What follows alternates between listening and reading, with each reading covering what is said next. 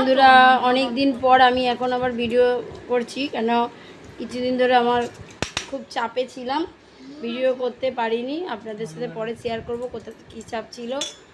আর আমি রাত্রিরে আজকে রান্না করেছি, দিনের বেলা ঋতু করেছে, আমি করতে পারিনি। আমি একটু বাপের বাড়ি গেছিলাম, ওটা দাও। এই যে আমার বর বেগুন কেটে রেখেছে 2-3 দিন আগে, করে দাও করে আজকে করলাম বেগুনের মাংস, ঠিক আছে। আর এইটা হচ্ছে ডিম দিয়ে আলু দিয়ে পটল দিয়ে তরকারি করেছি, বেশ মাখা মাখা, দারুণ খেতে লাগে এটা। আর ওর মাথা ফ্রিজে 2টো মাথা ছিল, ওর জন্য এই যে করে দিয়েছি, কেন কালকে মঙ্গলবার খেতে পারবো না, তাই করে দিয়েছি। আর এইটা বৌমা ডাল করেছিল, আমি ডালটাকে সকালে করেছিল, মানে ডালটাকে আমি শুকালাম। আর ওবেলা আমি খারকুল বেটেছিলাম, আর কুদরি আলু ভেজেছে ঋতু ওবেলা। এবেলা এই রান্না বান্না হয়েছে, আর কিছু করিনি। গলাটা কি হলো বুঝতে পারলাম না, খুব কাশি হচ্ছে।